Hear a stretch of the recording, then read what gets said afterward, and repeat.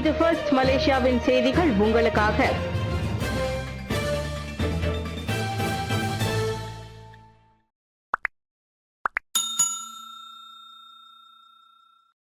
பள்ளி விடுமுறை மற்றும் விழா காலத்தை முன்னிட்டு நெடுஞ்சாலையில் 2.2 மில்லியன் வாகனங்கள் பயணிக்கக்கூடும். நாளை தொடங்கி ஜூன் 7 வரை பள்ளி விடுமுறை காலம் மற்றும் பல முக்கிய பண்டிகைகளின் கொண்டாட்டங்களின் போது கிழக்கு கடற்கரை நெடுஞ்சாலை 2 உட்பட நெடுஞ்சாலைகளில் போக்குவரத்து ஒரு நாளைக்கு 2.2 மில்லியன் வாகனங்களாக அதிகரிக்கும் என்று பிளஸ் நிறுவனம் எதிர்பார்க்கிறது. அதே காலகட்டத்தில் ஐடில் விசாக தினம், மாட்சிமை தங்கிய பேரரசரின் பிறந்த நாள் ஆகிய இரட்டை விடுமுறைகளை தொடர்ந்து இந்த போக்குவரத்து அதிகரிப்பு ஏற்படும் என்று எதிர்பார்க்கப்படுகிறது. அதிகபட்ச போக்குவரத்து நாட்களில் கிழக்கு கடற்கரை நெடுஞ்சாலை 2 ஒரு நாளைக்கு 50,000 வாகனங்கள் வரை செல்லும் என்று எதிர்பார்க்கப்படுவதாக பிளஸ் நிறுவனம் இன்று வெளியிட்ட அறிக்கையில் குறிப்பிட்டுள்ளது. பிளான் பள்ளத்தாக்கிலிருந்து வெளியேறும் போக்குவரத்து மே 22, 23, 26, 28, 29, 30 மற்றும் 31 ஆகிய தேதிகளில் உச்சத்தை எட்டும் என்றும், கிளாங் பள்ளத்தாக்கிற்கு திரும்பும் வாகனங்களின் எண்ணிக்கை ஜூன் 4ஆம் தேதி முதல் ஜூன் 7ஆம் தேதி வரை அதிகமாக இருக்கும் என்றும் எதிர்பார்க்கப்படுகிறது. எனவே தங்களது போக்குவரத்து ஏற்பாடுகளை முன்கூட்டியே திட்டமிட்டபடி சாலை பயணர்களுக்கு ஆலோசனை கூறப்பட்டுள்ளது. சிங்கப்பூரில் வேப் கடத்தல் முயற்சி தடை, 2 மலேசியர்கள் மீது குற்றச்சாட்டு. சிங்கப்பூரின் உட்லாண்ட் சோதனை சாவடியில் மலேசிய பதிவு செய்யப்பட்ட காரில் இருந்து 12,200க்கும் மேற்பட்ட எட்டோமிடேட் பயன்படுத்தப்பட்ட வேப் சாதனங்கள் மற்றும் தொடர்புடைய பொருட்கள் பறிமுதல் செய்யப்பட்டன. இதையடுத்து 26 வயது மலேசிய ஆண் மற்றும் 24 வயது மலேசிய பெண் கைது செய்யப்பட்டு மே 8ஆம் தேதி நீதிமன்றத்தில் குற்றம் சாட்டப்பட்டனர். எட்டோமிடேட் என்பது மருத்துவத்தில் பயன்படுத்தப்படும் ஒருவித மயக்க மருந்தாகும். இந்த பொருட்கள் கடத்தல் முயற்சி சிங்கப்பூரில் இதுவரை கண்டறியப்பட்ட மிகப்பெரிய எட்டோமிடேட் வேப் பறிமுதல் சம்பவமாக கருதப்படுகிறது. KLCCயில் 33வது அனைத்துலக பிரான்சைஸ் கண்காட்சி FIM 2026 கோலாகல தொடக்கம் 21 முதல் 23 மே வரை. மலேசியாவின் 33வது அனைத்துலக பிரான்சைஸ் கண்காட்சியான FIM 2026 கோலாலம்பூர் மாநாட்டு மையமான KLCCயில் இன்று பிரம்மாண்டமாக தொடங்கியுள்ளது. மலேசிய பிரான்சைஸ் சங்கத்தின் ஏற்பாட்டில் 3 நாட்களுக்கு நடைபெறும் மாபெரும் இந்த கண்காட்சியில் 25,000க்கும் மேற்பட்ட பார்வையாளர்கள் கலந்து கொள்வார்கள் என்று எதிர்பார்க்கப்படுகிறது.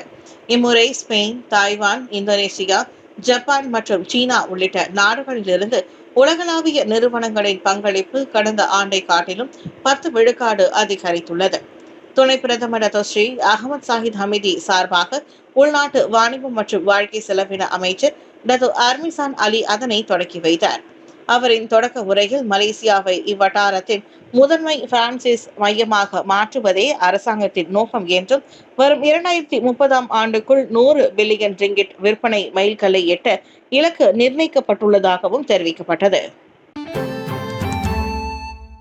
ஸ்லாங்கூரில் சட்டவிரோத கெராங் குஞ்சுகள் பறிமுதல்.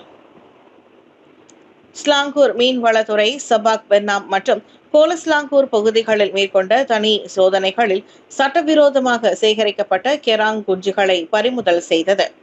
சுங்கை ஹாஜி டொரானி பகுதியில் நடத்தப்பட்ட சோதனையில் 13 மூட்டைகளில் 4 மில்லிமீட்டருக்கு குறைவான அளவிலான கெராங் குஞ்சுகள் கண்டுபிடிக்கப்பட்டன. இதற்கு யாரும் உரிமை கோரவில்லை. அதே நாளில் பாசிர் பெனாங் ஜெட்டியில் நடந்த மற்றொரு நடவடிக்கையில் அதிகாரிகள் வருவதை கண்டு தப்பியோடிய குழுவினர் விட்டு சென்ற 930 ரிங்கிட் மதிப்பிலான 31 வலைகள் பறிமுதல் செய்யப்பட்டன.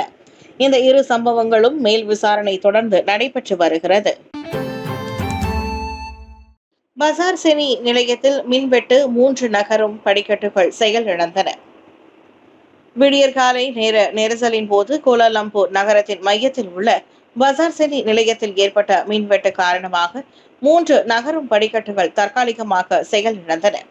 நகரும் படிக்கட்டுகளில் 1 மட்டுமே இயங்கியதால் பயணிகள் நீண்ட வரிசைகள் மற்றும் மெதுவான நகர்வு குறித்து எச்சரிக்கப்பட்டதாக ராபிட் கேஎல் தனது முகநூல் பதிவில் தெரிவித்தது.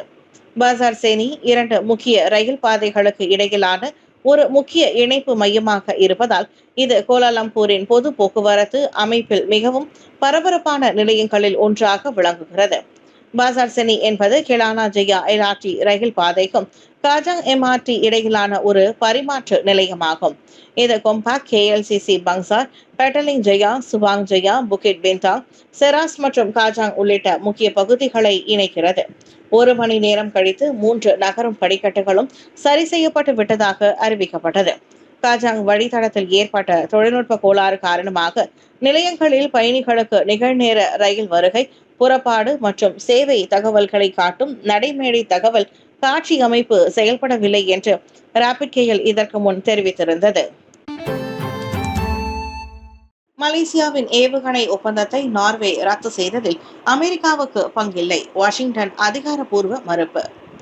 மலேசியா உடனான 147 மில்லியன் அமெரிக்க டாலர் மதிப்பிலான கடற்படை ஏவுகணை ஒப்பந்தத்தை நார்வே ரத்து செய்ததில் தங்களுக்கு எந்த பங்கும் இல்லை என அமெரிக்கா அதிகாரப்பூர்வமாக மறுத்துள்ளது.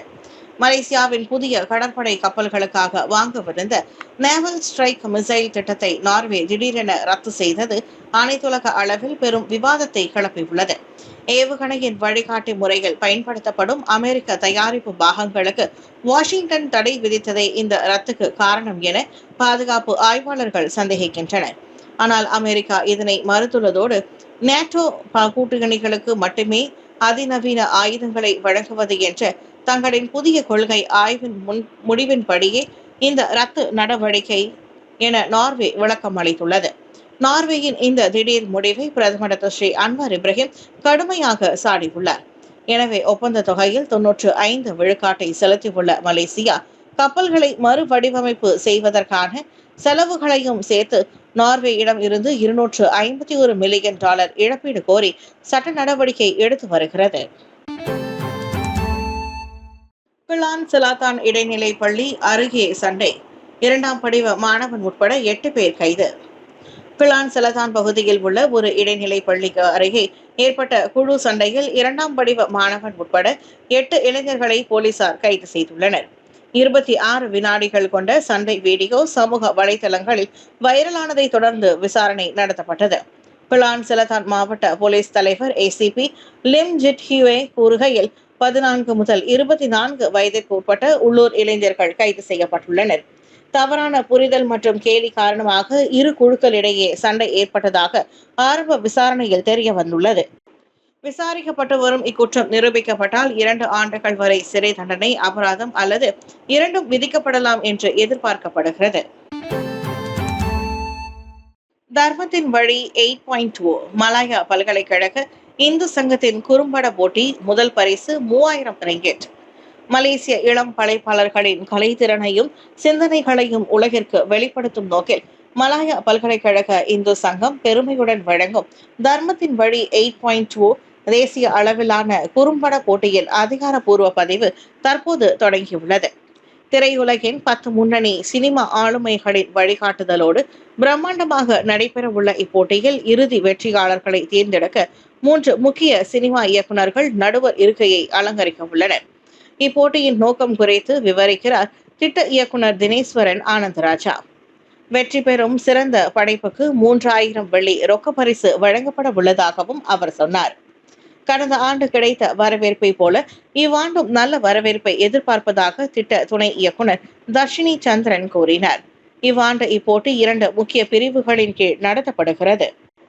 A பிரிவில் பொது மற்றும் தனியார் பல்கலைக்கழகங்கள், மெட்ரிகுலேஷன் மற்றும் பல வகை தொழில்நுட்ப கல்லூரி மாணவர்களும், B பிரிவில் 18 வயதுக்கு மேற்பட்ட பொதுமக்களும் பங்கேற்கலாம்.